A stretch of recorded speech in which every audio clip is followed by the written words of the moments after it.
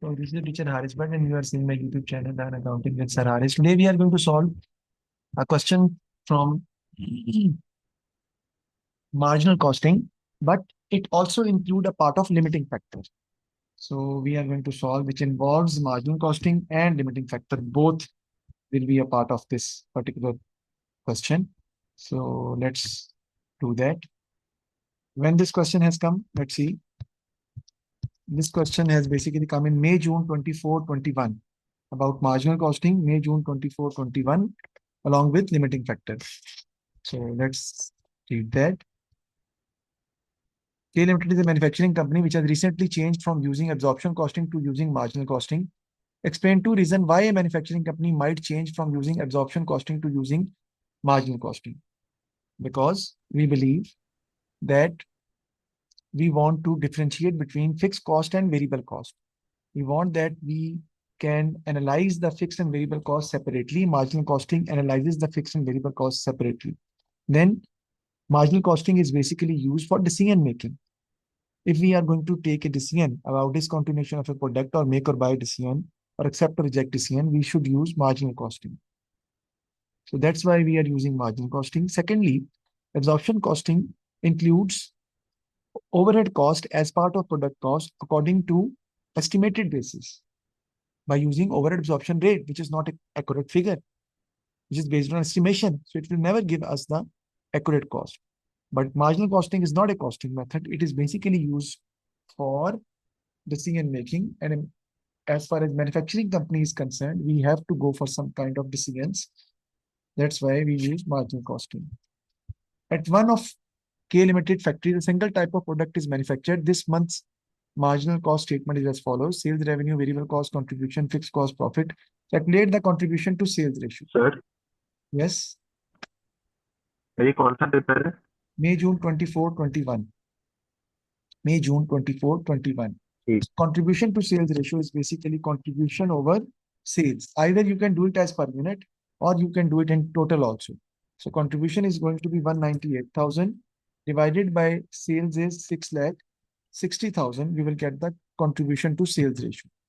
You can solve the question as in per unit basis also, and you can solve in total also. But problem is this, that we have not been given units in the question. So that's why we have to go for C over S ratio in total.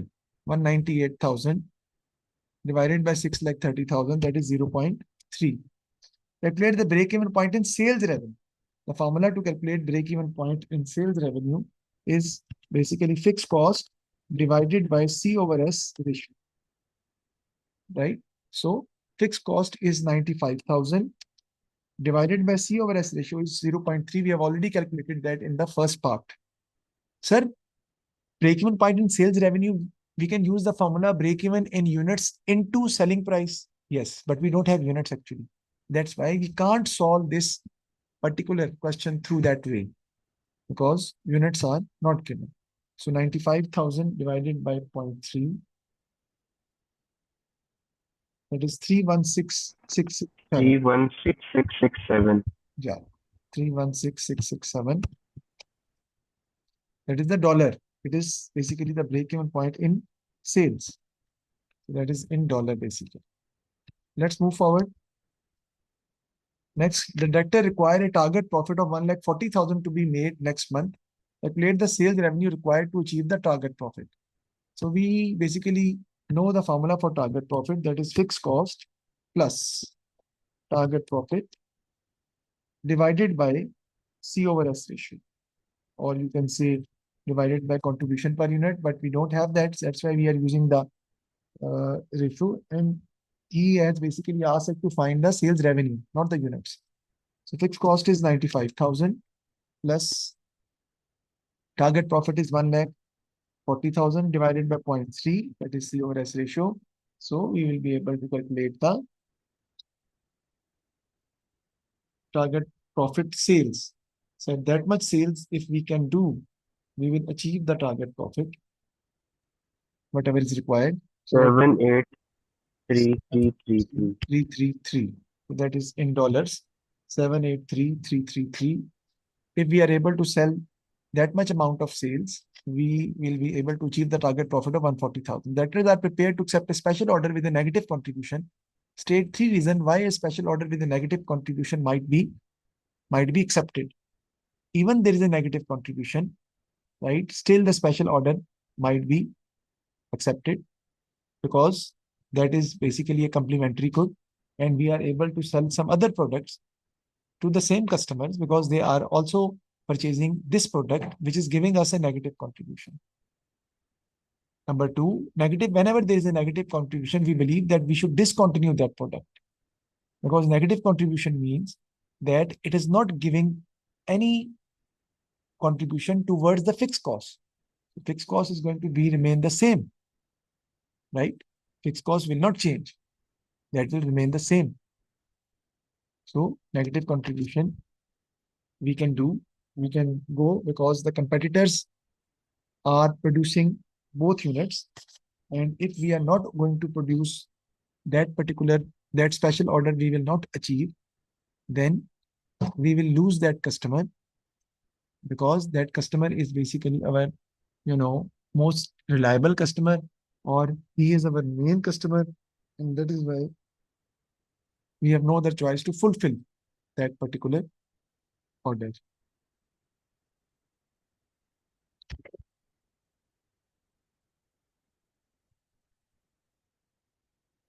We have a profit of 1,03,000 currently. Okay.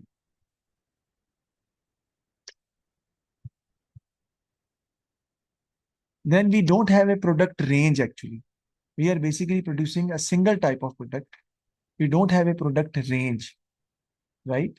So we can't afford to lose our customer because that customer will go to some other competitor because we only produce that particular type of order only. We only produce that particular type of product only, right? Because we are producing single type of product. Let's move forward. Now, another factory of K Limited, 3 different types of products are made. The following details are available. Now, this question from here, the question will start regarding as I told you, regarding the limiting factor. Limiting factor means that a factor which creates a limit on the production, that you are not able to prepare, you are not able to produce all 3 products because there is a factor. Either we don't have that particular kgs available, we don't have hours, direct labor hours, we don't have machine hours available, and we have to reduce our production because of that particular limiting factor, which can be machine hour, labor hour, kgs. So it means that we are not able to produce the all type of units, all products. So that's why we will go for an optimum production plan by using limiting factor technique, in which we need to find contribution per limiting factor. We will find contribution per limiting factor. And the formula to find contribution per limiting factor is contribution per unit divided by limiting factor per unit. So let me rub it up and then I will move forward. So the formula is going to be contribution. We need to find contribution per limiting factor. And what is the limiting factor in this particular question? Let's see. Selling price is given 35, 43, 28. Maximum monthly demand per product 2,400, 3,200 units and 1,800. Material used per unit 6 kg, 8 kg and 4 kg. Labor cost per unit 12, 14 and $10. Material cost $1.5 per kg. Only 35,000 kg of material are forecast to be available. We have only 35 kgs of material. So let's see that how many kgs are required to produce these products. So let's see, kg required. I will use kg required. If you can multiply 2,400 into 6, what is the amount? For product I, we have to produce 2,400 units. It is clearly stated that we have to produce 2,400 units, and in the production of each unit, we need 6 kg. So 2,400 into 6, what is the amount?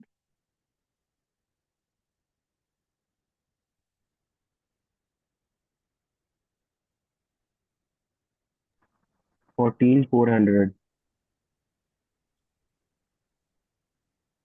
14,400. Okay. तो 2400 into 6 करना होगा. या फिर 3200 into 8.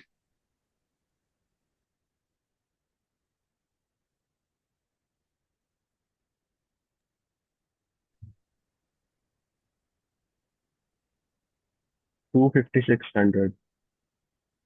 नहीं बेटा, 3200 into 8. यही है. 25,000, हाँ, 3200 into 25,600 8. जी. फिर 1800 into 4, that is 7200. Now please go for the total of this. 14,400 plus 25,600 plus 7,200. How many kgs are required to produce? 47200. 47200 kgs are required, where we are having only 35,000 kgs. It means this is a limiting factor. We are not having enough kgs to produce all the units. So we are facing a limiting factor. Now we need to find contribution per limiting factor. For that, the formula for the contribution per limiting factor is equal to contribution per unit divided by limiting factor per unit, which is kg per unit in this question. In this question, the contribution per unit is basically the kg per unit to calculate the limiting factor. Now let's do that. First, I want to find the contribution per unit. You need to rank the production now. Why, sir? Because of the reason, it means that we are not able to produce all three products completely. So we have to rank the production, that which product should be produced before, should be produced first. So let's calculate. Contribution per unit for I is 35, right? Minus 9, because 6 kg into 1.5, that is 9, minus 12. So for I, the contribution per unit is, you can calculate, that is 35 minus 9 minus 12. What is the amount? 14. 14 is the 14. contribution per unit. So I will write here, for I, contribution per unit is 14. For B, 43 minus 8 into 1.5 is basically 12, and 14 is labor.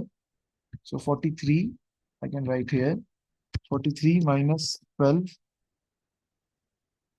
and minus, just a minute, 43 minus 12 minus 14. So what is the amount?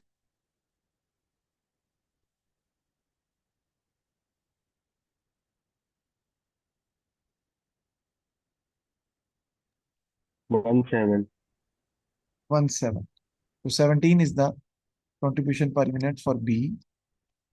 Then for C, 4 into 1.5, that is 6 and 10. 28 is the selling price. So I can do that. 28 minus 6 minus 10. I think so. 28 minus 6, yes, minus 10. What is the amount? That is 12, right? Now, I will write here, that is going to be the limiting factor per unit, which is kg per unit, because I have to divide it. So kg per unit is 6, 8, and 4 for all three products. So I will write here 6, 8, and 4. 6, sorry, 8, and 4. Okay. Now I have to find contribution per kg. Contribution per limiting factor means contribution per kg. It means contribution per unit divided by kg per unit. So can you calculate it? 14 divided by 6. What is the amount?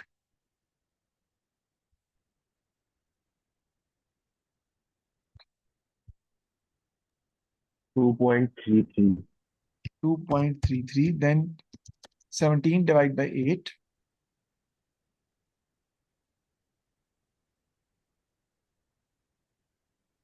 2.125. And then 2.13 करनी. correct, 12 divided by 4, that is 3. So now I will rank this product, that which product should be produced first. So whatever the product is having the highest contribution per kg, that will be produced first. So that is C, because C has the highest contribution per kg, that is 3. Then we have A, we will produce A. And then at the end, we will produce the B. This will come at the end. last time. So C will be produced first, then I will produce A, and then I will produce B. Now you can write here units produced, then you can write kg used, okay, and you can write also kg per unit is kg per unit, you can write also, okay, if you want to, just to understanding purpose. So kg per unit we have already, that is 6 and 8 and 4. I have written it again. Now let's talk about the units produced. I have to produce C first. So if we see that how many units of C we are supposed to produce, that is 1800. So I can produce 1800 units of C easily because each unit will take 4 kg. So 1800 into 4, 7200 kgs will be utilized in the production of C. Total kgs we have are 35,000. Now, out of 35,000, 7200 has been utilized to produce. Out of 35,000, 7200 has been utilized for the production of C. Is there any remaining kgs? Yes, we have. So the second product we will produce, that is A, according to our ranking.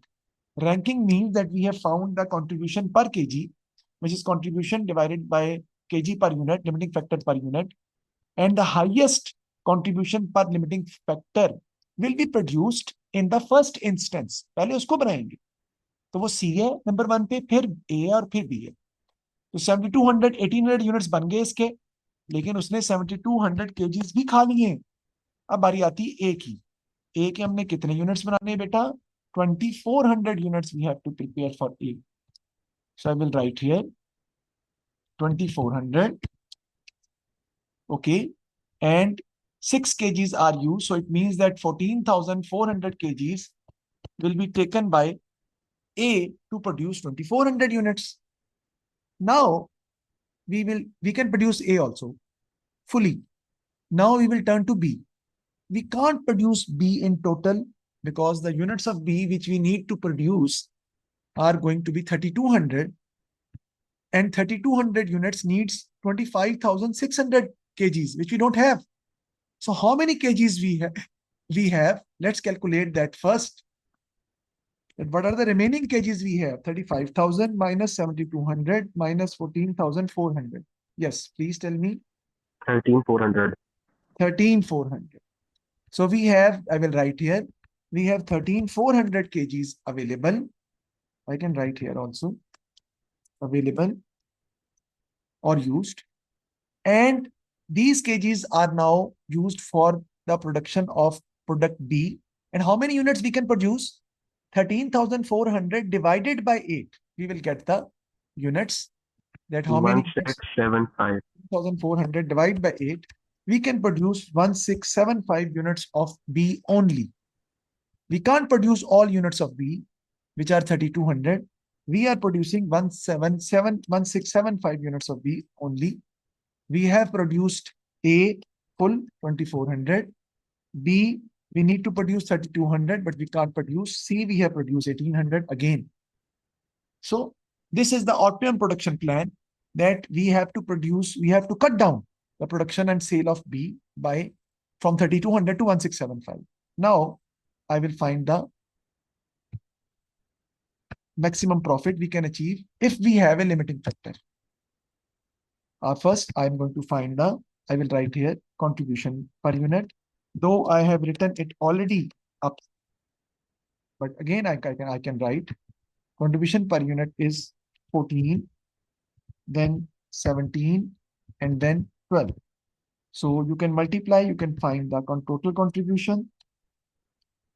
How said? 2,400 multiplied by 14. So please do that.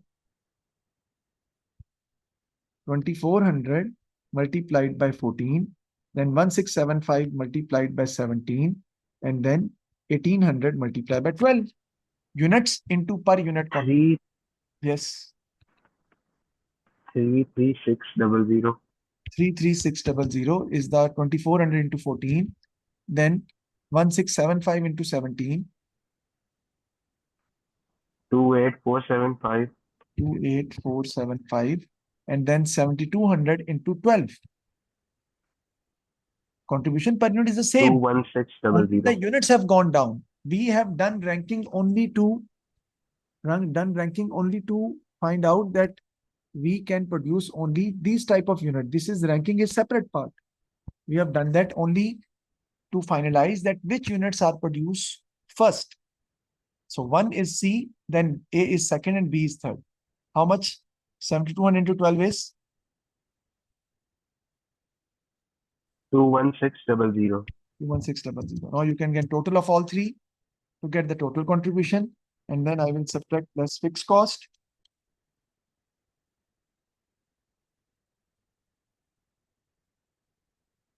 Three three six double zero plus 28475 plus 21600. 83675. 83675. I will subtract fixed cost to get the maximum profit. Fixed cost is forecast fixed cost are 63,000 per month. So that will be 63,000 per month. I will subtract from here 63,000. And this is the maximum profit I can achieve through the production of optimum production plan where there is a limiting factor. So what is the profit? 20675. 20675. That is the maximum profit we can achieve if we are going to have a limiting factor. Because limiting factor is basically the kg per unit, and that puts a limit on the production. We can't produce all units. And that's why we have gone for the ranking. We have find contribution per limiting factor. Then by finding contribution per limiting factor, we have ranked the all three products, C, A, and B. And then we have, distributed kgs, whatever available 35,000 kgs to produce the units. C and A will be fully produced and sold. But B, out of 3,200, we are only able to produce 1675 units because we have only 13,400 kgs available because it takes 8 kg per unit. Then we have got total contribution less fixed cost. This is the highest profit we can achieve if we have limited factor in our question. That is the maximum and highest production we are able to achieve in solving the question. Okay. So this is the question I have solved for you. Calculate the optimum production plan to be made. वो मैंने बना दिया था. A director have found an overseas supplier of materials who is prepared to make up the shortfall in material. The supplier which will charge 2.6 per kg, and there will be a delivery charge of 8,000. Okay. So supplier will charge 2.6 per kg for the extra units we produce, and there will be delivery charge of 8,000. So calculate the additional profit to be made if the shortfall in material is made up by the overseas supplier. So we can see what is the shortfall of material. Let's see. Shortfall of material is that we need 32,000 of the material multiplied by 3,200 units needs 8 per kg. What is the amount? Can you please tell me again? That is 25,600. And minus 13,400, you will get the shortfall of material by which we are not able to produce the B because we don't have that much kgs available. So what is the amount?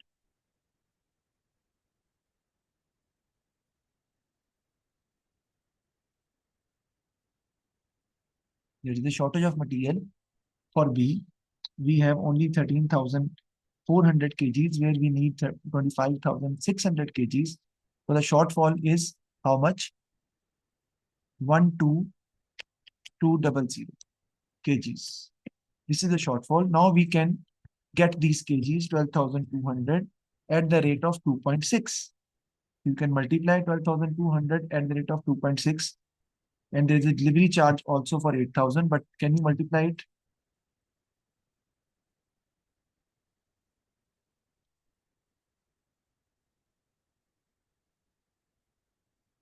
What is the amount? 12,200 into 2.6.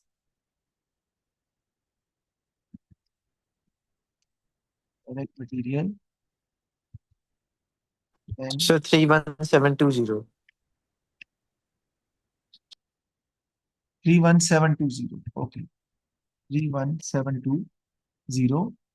Then we need to see that how many units are going to produce through which has been shortfallen, because direct labor we have to calculate also for these units, and the selling price also. The selling price of B is 43 and 3,200 units we are producing. We have to produce, but currently we are producing 1675 units. So 3,200 minus 1675. How many units can be produced now?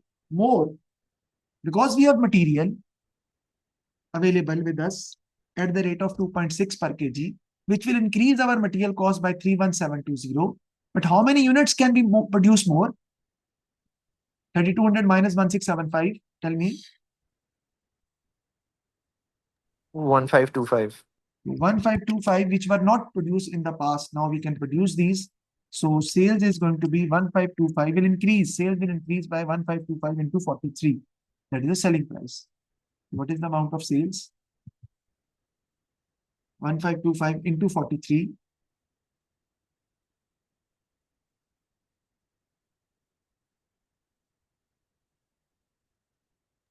So 65575. 65575. Then the direct labor will remain the same. That is 1525 at the rate of 14, because every unit of B will take 1525 will take $14 per unit. 1525 into 14. What is the amount?